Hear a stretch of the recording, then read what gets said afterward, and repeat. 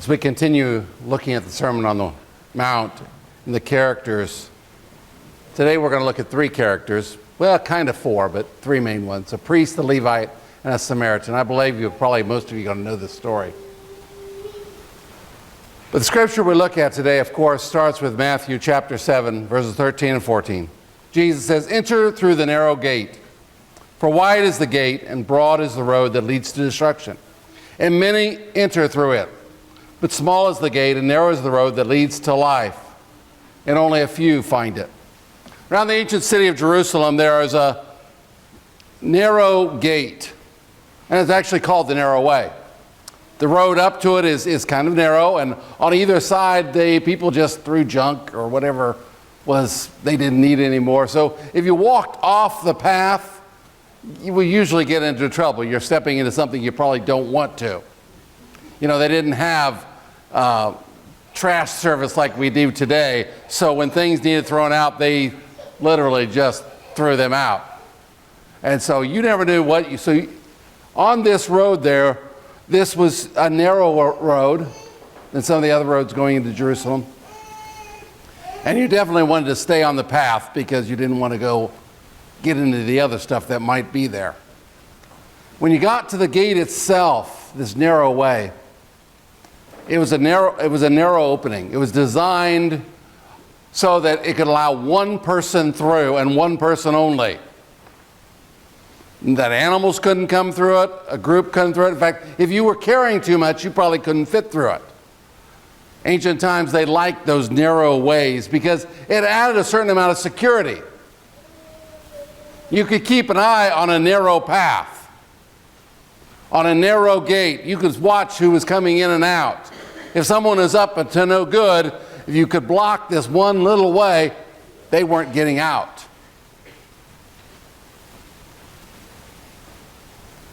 And so Jesus is saying, when it comes to the example of what it means to enter the way of life, the way is narrow. There's one way. And a lot of times it means you can't carry a lot of extra junk along too. Where our focus has to be, a term we've used before on the Sermon on the Mount, has to be on Jesus, has to be on God. When we think about the narrow way, though, it actually can be, or a narrow focus, you might say. A lot of times people get upset and they don't like the idea of a narrow focus, but a narrow focus is actually a good thing. I don't know about you. How many of you have heard the term distracted driving?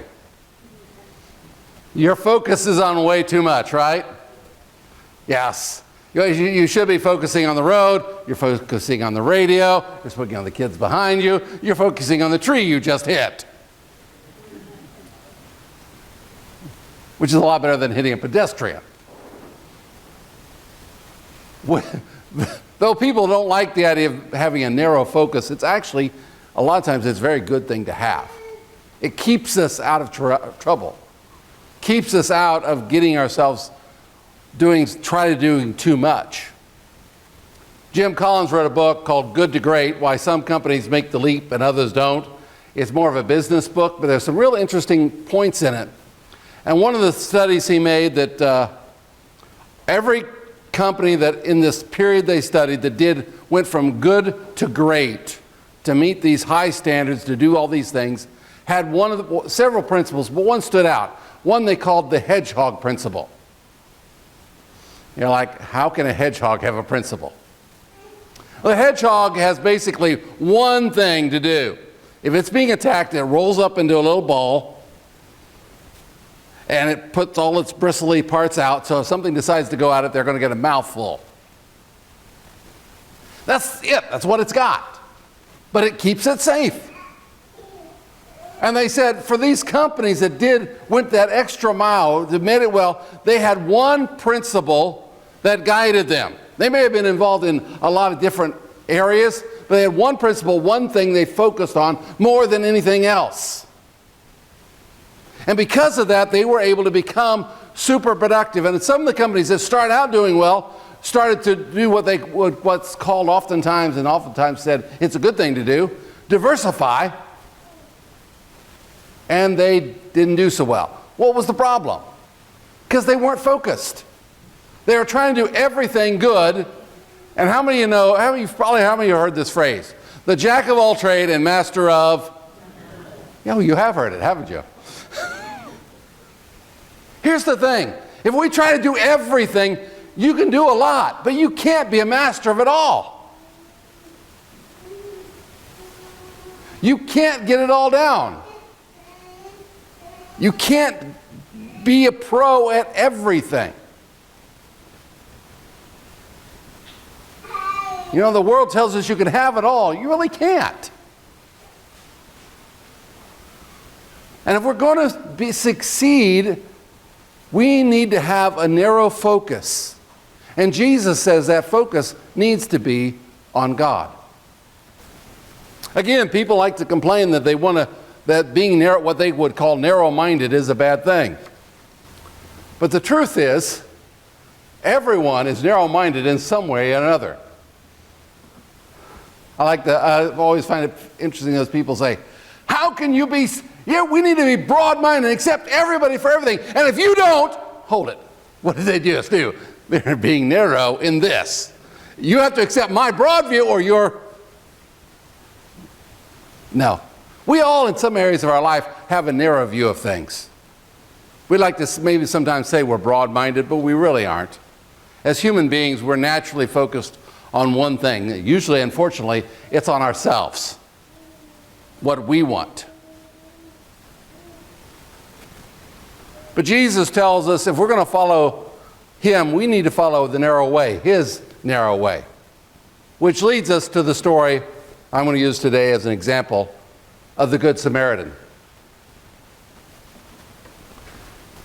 In Luke chapter 10, verses 25 through 37, it says, one day an expert of the law stood up to test him, meaning Jesus. Teacher, he asked, what must I do to inherit life? What is written in the law? Jesus replied. How do you read it? He answered, love the Lord your God with all your heart, with all your soul, with all your strength, with all your mind, and love your neighbor as yourself. You have answered correctly, Jesus said. Do this, and you will live. As you look at how Jesus taught and how Jesus said things, the commandment, the answer this teacher gave was the one that Jesus gave too. What is the greatest commandment? Love the Lord your God and love your neighbor yourself. In fact, as Jesus taught it, he didn't teach it as two commands. He taught it as one command. In Jesus' mind, as you read the Gospels, you see someone who says, you can't truly love God and hate people. And you're really not going to love people right if you don't love God. He saw it as two sides of the same coin. How many, if you've got coins, you all know there's a heads and a tails, right? If you deface one side, you've defaced the entire coin, right? Yeah. You can't take half the coin. I want the head side, I don't want the tail side. No. You give me a coin that only has half the markings on it, I'm not going to take it. Why? Because it's not worth anything. Go down to the bank and said, hey, I took the tails off all the coins here. Can I change these in for real money? No, not going to happen. It doesn't work. You have to have both sides. You have to love God and love people. And sometimes it's hard. Sometimes we don't understand God. We don't understand what's going on. We're confused. So sometimes loving God like we're supposed to is sometimes hard. Sometimes loving people, well, we know people, right? Some people are easier to love than others. But God wants us to love everyone. And so this man's on the right path. Jesus says, do this and live. Because Jesus understood, like I said, if you don't love people, or if you don't love God, you can't love people, and vice versa. It's got to be both. It has to be both. But then the teacher of the law went on and said, but wanting to justify himself, he asked, who is my neighbor? At this point, I would say the teacher of the law is trying to broaden his point of view, or maybe narrowing it into something that isn't right. Instead of what do I need to do to inherit life, all of a sudden he's wanting to justify himself. What do I want to make sure I'm okay here. So who's my neighbor? And sometimes we ask that question of ourselves. And though for many of us we know this, sometimes knowing it and practicing are far different. Jesus took up the question and said, the man goes from Jerusalem to Jericho when he fell in the hands of robbers. They stripped him, beat him, and went away, leaving him half dead. Now by chance a priest was going down the same road, but when he saw him, he passed by the other side. So too, when a Levite came to a spot and saw him, he passed by the other side. When a Samaritan was on a journey, came upon him, he looked on him and had compassion, and went and bandaged his wounds, and poured on oil and wine. Then put him on his own animal, brought him to an inn, and took care of him. The next day he took out 2 denarii and gave it to the innkeeper. Take care of him, he said, and on my return I will repay you for the additional expense. Which of these do you think was the neighbor to the man who fell at the hands of robbers? The one who showed mercy, replied the expert in the law. Then Jesus told him, go and do likewise. Interesting note, he mentions the Samaritan, he mentions the priest, he mentions the Levite, but Jesus never says who the guy was who fell. Was he a Samaritan? Was he a Jew? Was he a Roman? We don't know. And Jesus left it that way on purpose because it doesn't matter. When it comes to the story of the Good Samaritan, this isn't about somebody we know and we like. This is about the people we find on the way. Interesting note about the road from Jerusalem to Jericho. The road is narrow. It was actually built on the sides of a ravine. Had this ravine going down, and of course you couldn't walk the ravine because that would be dangerous, because if there was ever a flash flood or something like that, which actually does happen in Jerusalem from time to time, you were down there, it caused all kinds of trouble. Not to mention if rocks broke loose and came down, you could be in a world of trouble. So you didn't walk the ravine. There were small roads on either side. And what would not typically happen is you would go down one side to Jericho and the other side back. Sort of like one-way traffic.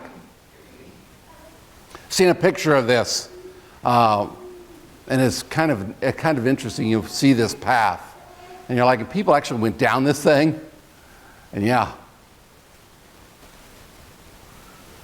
So when you would go down this road, it was just very narrow. Also, the thing about this is because it was so narrow, because there was no place to go, if you ran across bandits, there was no place to go. There was no place to hide.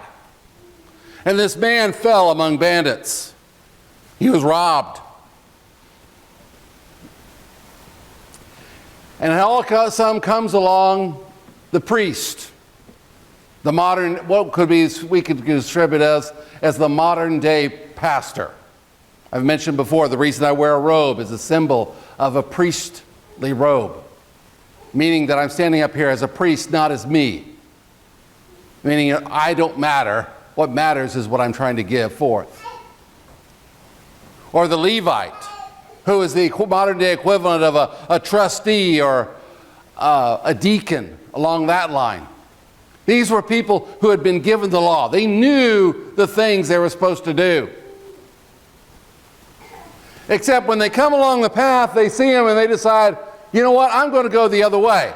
Now realize, we just described this road. To go the other way, on the other side, meant you had to backtrack, go across, and go down the other way. In other words, you had to go down the wrong side of the street to go where you were going to go.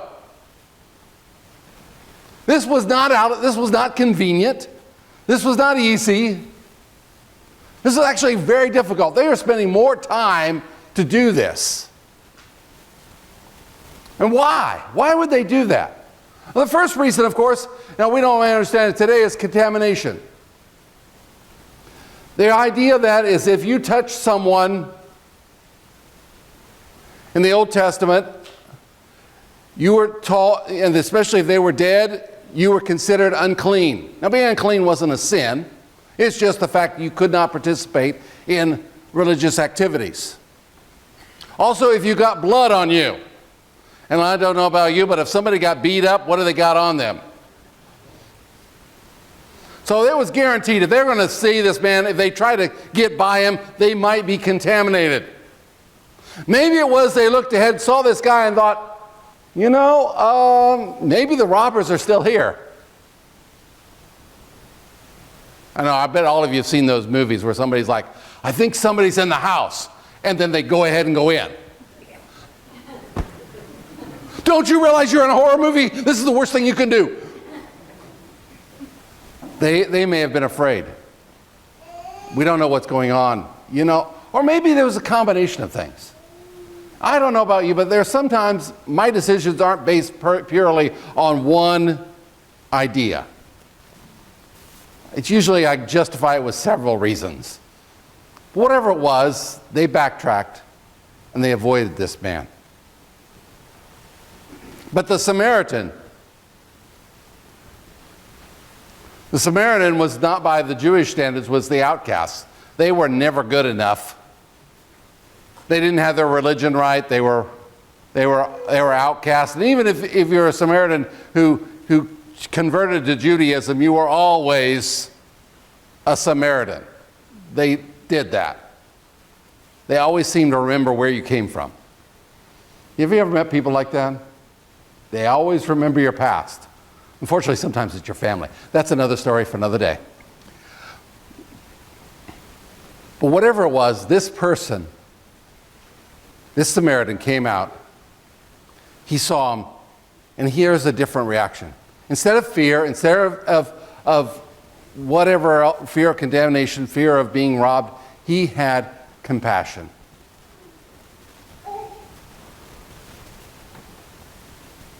The others, they instead of walking the narrow way, they broadened their path to avoid the problem. By the way, side note here, whenever you broaden your path, go down the broad way, it brings destruction, not only on yourself, but those around you. If the Samaritan hadn't come along, what would have happened to that man? He'd have died. So thinking, oh, I'll do my own thing and don't do things God's way, it won't affect anybody but me, is a lie. Anybody who's had a family member who's been on drugs or who's done things that are been on alcohol or things like that, know that the person may say, it doesn't affect anybody but me, you know better. In fact, if you're honest and you look at your own life, you may say, my own attitude has caused problems not just in my life, but in the lives of those around me. Which is why Jesus tells us to walk the narrow way, his way. But the Samaritan, he saw the problem. And he did what he could. Because he was traveling, he probably went ahead and had bandages. He had something he could use. He had oil and wine. And he used what he had. He took him on and put him on his animal, took him to an inn. Side note here that we don't maybe put into our minds, but the people of Israel who knew their Old Testament well, when they had heard, took them to Jericho to an inn, probably thought of one person in particular, a person called Rahab, who in the Old Testament hid the spies who'd come from Jerusalem. Or not from Jerusalem, come from the Jews to spy out the promised land. And she protected them. Also a non-believer, a non-Jew who did the right thing. But the Samaritan saw the problem. He did what he could. He didn't change his lifestyle. He didn't decide, okay, this man's been robbed. I need to move in with him and then take him home with my family. And no, he did what he could. He used what he had. And he even told the innkeeper, if there's a little bit more, when I come by this way again, I'll make up the difference. See, the same thing is sometimes we get overcome because we see the problems of the world around us. We see the issues of everything happening, and we wonder, what can I do? Well, maybe you can't do anything. I don't know about you, but I doubt the Arabs or the Palestinians or Hamas or even the Israeli government's going to call me this week and ask me what they should do about the Middle East problem. How many of you think they're going to call me? Yeah, you all know that too. It's not going to happen. You know what? I don't think they're going to call you either. In fact, I don't think they're really listening to any of the presidents or the advisors or prime ministers who are trying to intervene from around the world. But you know what I can do? I can't make a big difference, but I could go outside and look and say, okay, they need this on this list to help meet a need. I can do that. I know so-and-so is struggling right now. I can give them a call.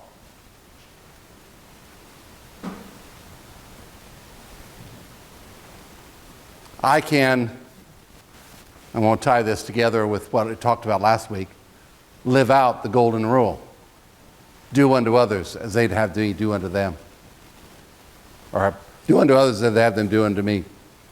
You know, I should do others to others, help them. Not the way I want to be helped, but what they really need. With what I have. And sometimes what I have isn't enough. But I do what I can with what God has given me. And that's what God calls us to do. If we're going to live out the narrow way, love God and love people, we need to be like the Good Samaritan. Do what we can with what we have.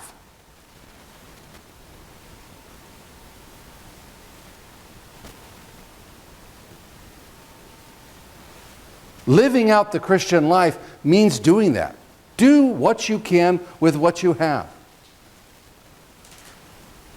Sometimes you don't have it. There are people here who are facing troubles. I don't have the right words. I don't have anything to help. I can listen. And sometimes all I can do is cry. Because I can't do anything else. But I've noticed sometimes when you're willing just to do that, it makes a difference. And Jesus wants you just to do what you can with what you have.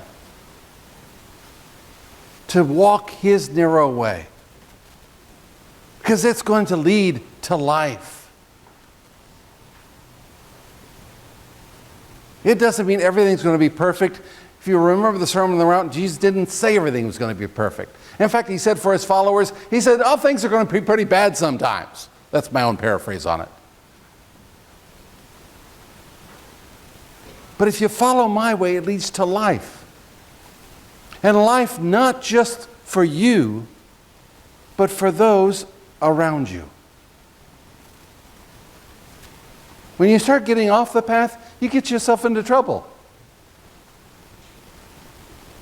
You start justifying yourself and broadening your horizons so you can figure out, okay, I don't want to go that way, so I'll do something else. You get yourself into trouble. But we need to walk Jesus' narrow way. Why? Because it leads to life. Say, I don't know if I can live that out.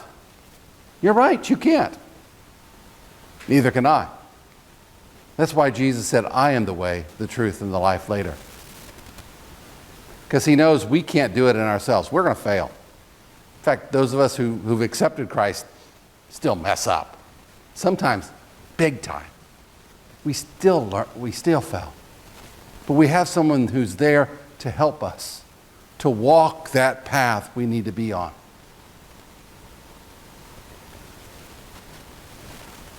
To strengthen us. And sometimes just to be there to weep with us.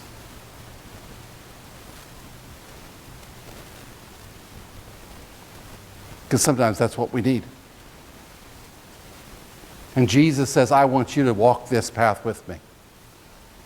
I'll give you the strength. I'll give you what you need.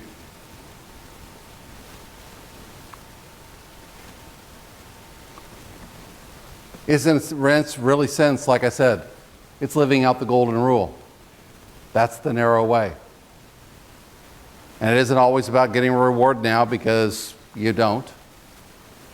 Sometimes you help someone, you give out the 2 denarii, you've spent your oil and wine, and you maybe never hear what happened to them again.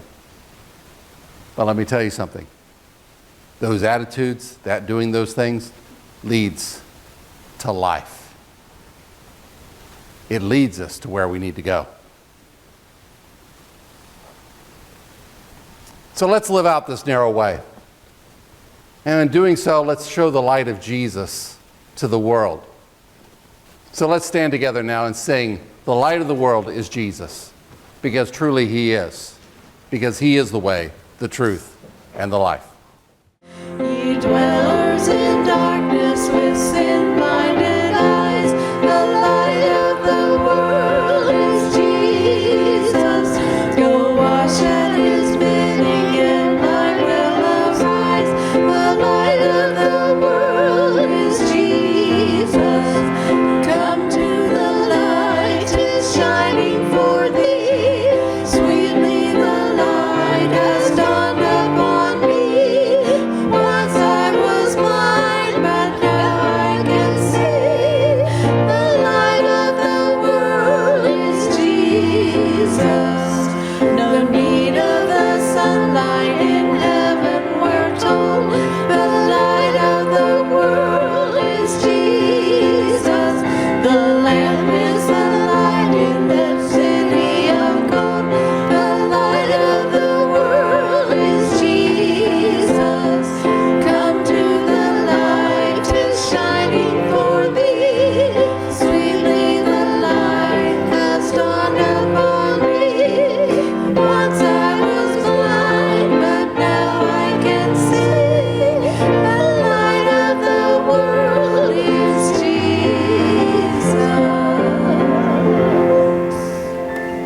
And now, Father, I ask for your blessing upon all these here today. As they leave forth from this place, may they show forth the light of Jesus to the world around them, and may they live forth the narrow way.